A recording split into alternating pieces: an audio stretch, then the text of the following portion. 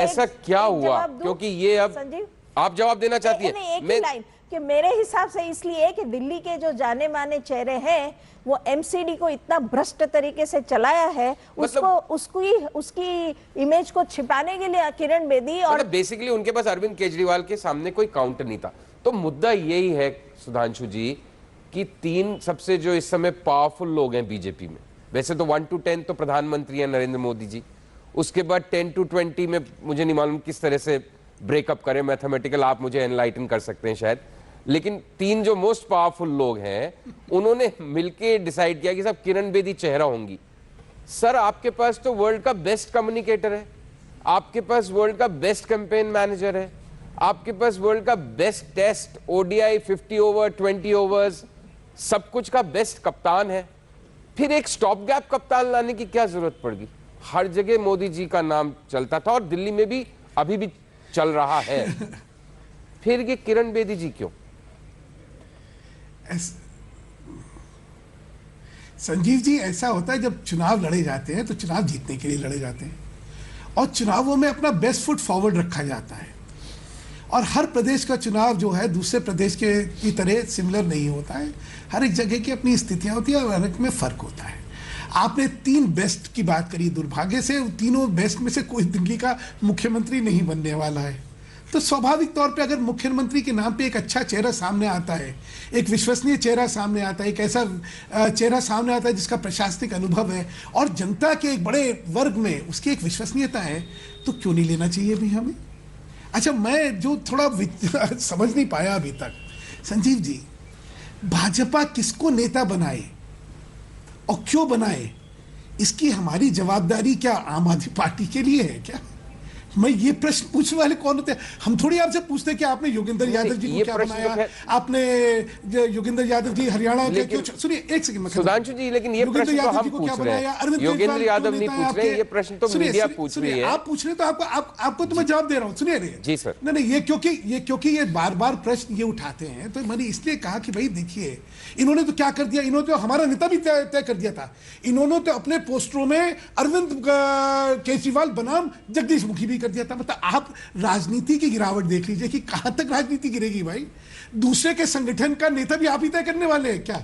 ये तो कम से कम मुझे लगता है यहाँ पे सब लोग बैठ के कम से कम ये तो चिंतन करेंगे भाई हो क्या रहा है। हम तो अच्छा, जहां तक हमारा सवाल है, ये तो आम आदमी पार्टी की तरफ से नहीं है सवाल, आम आदमी की तरफ से है सवाल कि भाई ये लास्ट मिनट जैसे कोई रेवलेशन होता है उस तरह से रेवलेशन की तरह से सामने प्रकट हुई जिसकी कोई चर्चा नहीं थी। मतलब may be it was a very considered decision जिसको एक सरप्राइज की तरह आगे फेंका गया, हो सकता है, हमें तो जानकारी नहीं है, आप बता सकते हैं, लेकिन जैसा सब कह रहे हैं, सब मीडिया रिपोर्ट कर रही है हर एक कि साहब ये तो बिल्कुल लास्ट मिनट था, 2 दिन। हमारी रणनीति जो एक बड़े जर्नलिस्ट ने, मैं तो नाम भी, राहुल कंवल ने ट्वीट किया हेडलाइंस टुडे आज तक का कि भाई जो पिछले हफ्ते तक आज तक पे इलेक्शन एक्सपर्ट बनने की बात जिनके साथ चल रही थी, नेगोशिएशंस या बातचीत, वो सडनली चीफ मिनिस्टर की कैंडिडेट हो जाए तो ये बहुत कंसिडर्ड या पहले से प्लान तो नहीं था। और maybe Kiran Bedi was also hedging her bets and options कि ये नहीं तो चलिए फिर ये करेंगे।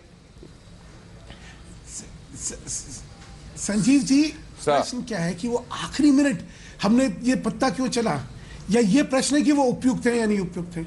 देखिए, बहस का मुद्दा तो ये हो सकता है कि भाई वो उपयुक्त है या नहीं उपयुक्त है, हमारी रणनीति हमने किस समय क्या टाइम करके क्या करी, कम से कम ये तो बहस का मुद्दा नहीं हो सकता। लेकिन अब आपको लग रहा है कि ये बेस्ट, अब आपको लगता है ये बेस्ट फुट फॉरवर्ड जो है आज, क्योंकि कृष्णा नगर जो इतनी सेफ कॉन्स्टिट्यूएंसी है, वहां जो नॉमिनेशन का प्रोसेस था और जो पर्चा भरा, मतलब कुछ मजेदारी नहीं थी। हो सकता है आप पार्टी वाले ज्यादा बड़ा, अच्छा, बेहतर, आपके शब्दों में तमाशा या इवेंट कर सकते हैं, लेकिन हमारी समझ में तो बीजेपी से बढ़िया तमाशा और इवेंट भी कोई नहीं कर सकता। तो उस मुकाबले में आज काफी कुछ फीकापन था उसमें। संजीव जी, आज जब अरविंद केजरीवाल जी पर्चा भरने गए तो कितने लोग थे उनके साथ? आज की बात हो रही है ना, कितने लोग थे उनके साथ? आज अजय माकन जी पर्चा भरने गए, कितने लोग थे उनके साथ? पर्चा भरने जब जाते हैं तो उसकी अपनी एक सीमाएं होती हैं, चुनाव आयोग के आपके निर्देश आपको भी पता है, मुझे भी पता है। रोड शो करना और पर्चा भरना दो अलग अलग चीजें होती हैं, तो कृपया दोनों चीजों को इससे ना कंफ्यूज करिए। और दूसरा प्रश्न ये है, प्रश्न जनता में विश्वसनीयता का है। जनता में उसकी प्रतिक्रिया क्या है। आज इतना उत्साह है, एक बड़ा वर्ग, क्योंकि उनकी लड़ाई, उनकी जो आज तक की लड़ाई रही है प्रशासन में, वो जनता के लिए लड़ाई रही है। इतनी खुशी की लहर दौड़ रही है लोगों में। तो इसलिए प्रश्न, मैंने जैसे आपसे कहा, प्रश्न हमारे किस समय पे हमने क्या करा ये नहीं है, ये तो हमारी रणनीति है। ठीक है प्रश्न ये है सुधांशु, वो उपयुक्त है या नहीं उपयुक्त है, सुधांशु जी करते हैं। मुझे क्या दिक्कत है अभी बताता हूँ मैं आपको। Fair point. योगेंद्र यादव साहब जी अभी क्या कह रही है? मैं बहुत कह रेजिस्ट नहीं कर पा रहा इस क्वेश्चन को। मैं संजीव जी, मैं जवाब दे दूं? हाँ बिल्कुल दें Sudhanshu, I will come back Yogendra भाई। संजीव जी जी एक मिनट देखिए, संजीव जी देखिए कितनी चर्चा करी। संजीव जी एक सेकंड, हाँ, इन्होंने सर, देखिए कितनी चर्चा करी, और चर्चा के बाद मेरे एक प्रश्न का जवाब अभी तक नहीं दिया। 2 रुपए 70 पैसे बनाम 1 रुपए 95 पैसे 50% कैसे होता है ये और बतला दे। उसका जवाब अभी तक नहीं दे पा रहे हैं। चर्चाएं हैं, हाँ, ये महिला सुरक्षा पे चर्चा करते हैं। किरण बेदी महिला सुरक्षा की प्रतिबिंब है, इनके और हमारे में ये फर्क है। मैंने जो लफाजी का शब्द इस्तेमाल करा था, ऐसे ही नहीं करा था, बहुत सोच समझ के करा था। मैं एक नेशनल चैनल पे क्या बात कर रहा हूँ इसका कम से कम मुझे बहुत अच्छा अंदाजा है। जहां तक पैसे के इनका सवाल है, देखिए ये तो पारदर्शिता के प्रतिबिंब है। आप जानते हैं कि पारदर्शिता क्या है, कि कहां से पैसा आया। हरि सिंह वल्द राम सिंह निवासी कानपुर, मायावती ने जब खाते दिए थे तो उसमें भी ये लिखे थे, लेकिन इनका खर्चा कहां हुआ और क्या क्या खर्चा हुआ उसका आज तक कभी भी इन्होंने हिसाब नहीं दिया। अपनी वेबसाइट बता दें योगेंद्र भाई, मैं भी जाके देख लेता हूं, फिर 100 खर्चे आपके बतला देता हूं जो आपने उसके अंदर ऐड नहीं कर रखे हैं। देखिए, हाई मॉरल ग्राउंड देना बहुत आसान है, लेकिन हाई मॉरल ग्राउंड के पीछे एक्चुअल मोरालिटी भी बहुत जरूरत होती है। सिर्फ गिमिक से जो है नहीं चलने वाली। मैं तो आपको, मैंने प्रश्न पूछे, मैं चाहता हूं इनके जवाब दे दीजिए। 2 रुपए 70 पैसे बनाम 1 रुपए 95 पैसे का जवाब दीजिएगा, इधर उधर की बात नहीं करिएगा। आपने खर्चे का आज तक हिसाब दिया, कहां लिखा है आपकी वेबसाइट पे, ये और बता दीजिएगा। 2 चीज मैं जानना चाहूंगा, तब मैं आगे उसमें चर्चा करूंगा। अच्छा योगेंद्र भाई, कहना बहुत आसान है, चर्चा में सत्य बोलने का दम चाहिए होता है। आप लोगों में वो दम नहीं है। ओके योगेंद्र भाई, सिफोलॉजिस्ट के पास आ रहा हूं, मैं नहीं जा रहा आप पार्टी के प्रवक्ता के पास, ना मैं चाह रहा हूं कि फिलहाल आप सुधांशु जी के, आप तो मुझे ये बताइए, आपके इतने दशकों का अनुभव जो है। दिक्कत ये, मैं जवाब नहीं दूंगा तो फिर ये जाके कहेंगे कि जवाब देने की हिम्मत नहीं है इन लोगों में। यही होता है, बात कुछ अनर्गल की तरफ फैल जाती है, इतने सारी चीजें फैला दी जाती हैं। जवाब दो तो दिक्कत, ना दो तो दिक्कत, ये है। आप खैर आप फैसला कीजिए, मैं किसका जवाब दूं, मैं उसका दूंगा। नहीं, मैं तो ये संजय सिंह के पास मुझे दोबारा जाना होगा, नहीं तो ये हमारे अगले आमंत्रण को स्वीकार नहीं करेंगे। जी बताएं। संजीव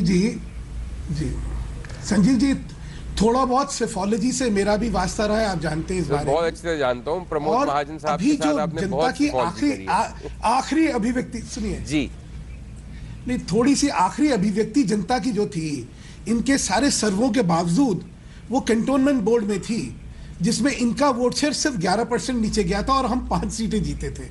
तो शायद, और सारे सर्वे ये अभी भी दिखा रहे हैं कि हम आगे चल रहे हैं। और अब किरण बेदी जी आ गई, इसके बाद सर्वे क्या दिखाएंगे, वो आगे आ जाएगा।